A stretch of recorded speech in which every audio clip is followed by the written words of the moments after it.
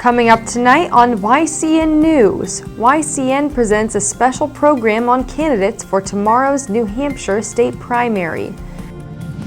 A 64-year-old Hancock, Vermont man is arrested for aggravated sexual assault. And New Hampshire state officials announced 2 ways to prepare for local and statewide emergencies. For more news, weather, and sports, it's time for YCN, your local view. Now, your daily digest of the Dartmouth Lake Sunapee region, southern Vermont, and Windsor County. News, sports, weather, and all that is happening in our area. The news on YCN, your local view. Good evening, and welcome to this Monday edition of YCN News. I'm Rose Spillman. Tomorrow is voting day in the New Hampshire state primary. After our 7 p.m. news broadcast tonight, YCN News presents a program to help you review some of the candidates seeking elected office. Depending on where you live, polls will open and close at different hours. Check your local town website for when and where to vote tomorrow.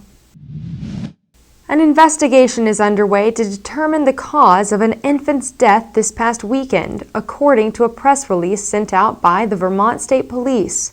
On Saturday, September 6th, Tammy Sears returned from work around midnight to her home on 25 Oak Street in Bellows Falls. Sears had left the child in the care of the father, Jonathan Branch, but upon checking on her 5-month-old daughter, Emily Branch, who appeared to be sleeping, she discovered the baby was unresponsive.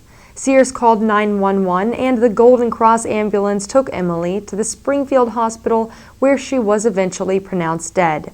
The Bellows Falls Police Department responded and began the investigation, seeking the assistance of the Vermont State Police and the Bureau of Criminal Investigation.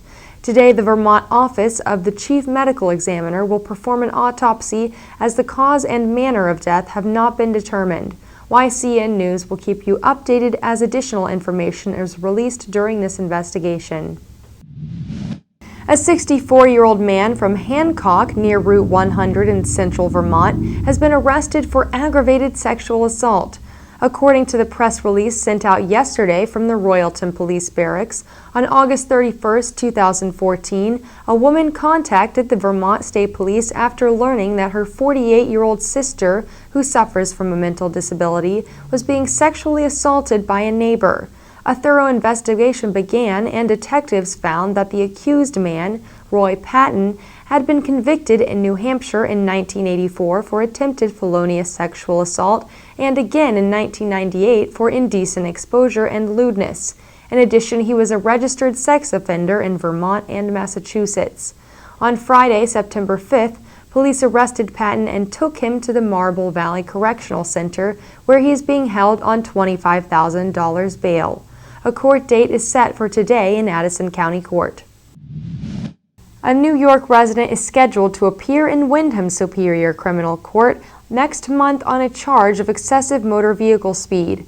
22-year-old Daniel Issaroff of New York, New York, was clocked driving 101 on I-91 South in Dummerston last Thursday at 4:10 p.m. 65 is the posted speed limit. Issaroff also is charged by police with careless and negligent operation. He was processed at the State Police Barracks and released on citation.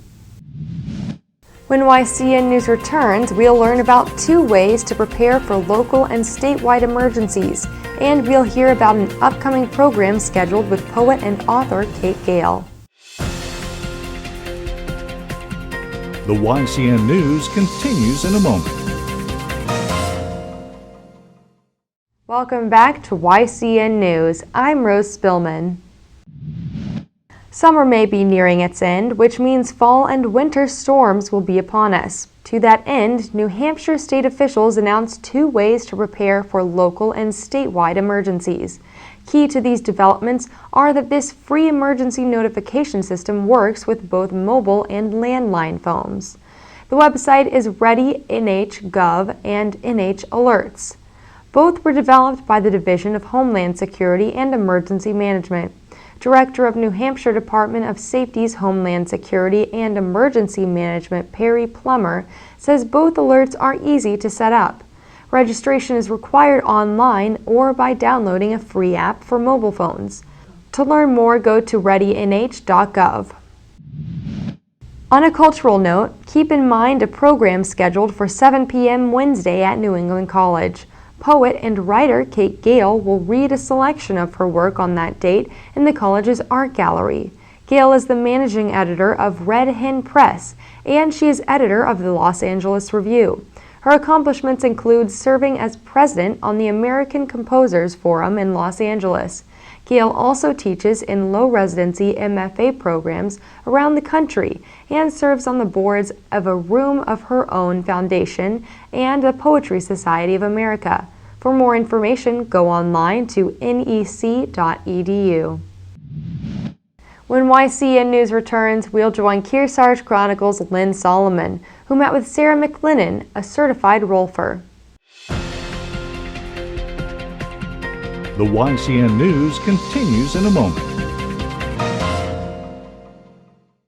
Welcome back to YCN News. I'm Rose Spillman. Now Matt McDonald will have a look at our weather for the next few days and then move on to sports. Thanks, Rose. Tonight we'll experience some fog after 4 a.m. Skies will be mostly clear with lows in the mid-40s. Tomorrow morning will be foggy until 9 a.m. Then we'll have sunny skies with a high of 70 degrees and winds around 5 miles per hour.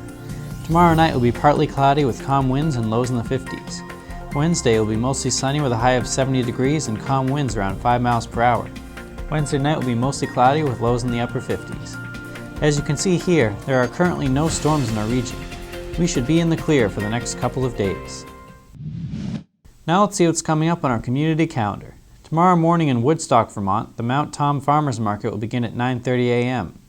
In Windsor, Vermont, the Select Board will meet at 7 p.m. Remember, you can submit local events from your community by sending them to news@ycnnow.com. And now it's time for a look at the YCN Game of the Week highlights. Friday night was a picture-perfect early September night for high school football as perennial powerhouse Hartford High School hosted the defending Vermont Division I champions, Middlebury. Last season, the Tigers from Middlebury knocked the Hurricanes from Hartford out of the playoffs, and first-year head coach Matt Tremblay was hoping that the Hurricanes could get some revenge for the loss in the last year's semifinal game. But first, the Hurricanes would need to contain one of the best players in the state, quarterback Austin Robinson. Hartford would get on the board first as senior fullback John Bielecki rumbles 14 yards up the middle. On the next possession, Middlebury quarterback Austin Robinson uses a great fake handoff and then shows off his speed as the senior scampers 70 yards to tie the game at 7 early in the first quarter. After another Middlebury touchdown, Robinson again finds some open running room on this punt return after taking the handoff and sprinting 70 yards into the end zone to put the Middlebury Tigers up 21-7 halfway through the second quarter. In the second half, Middlebury pushed the lead to 34-7 until Hartford QB Gavin Farnsworth hits Cody Smith with his 50-yard bomb to cap off the scoring and give some life to the Hartford student section. With the 34-14 win, Middlebury sits on top of Division I in Vermont at 2-0. Hartford drops to 1-1 and will host Catholic Memorial from Massachusetts on Friday night. Thanks, Matt.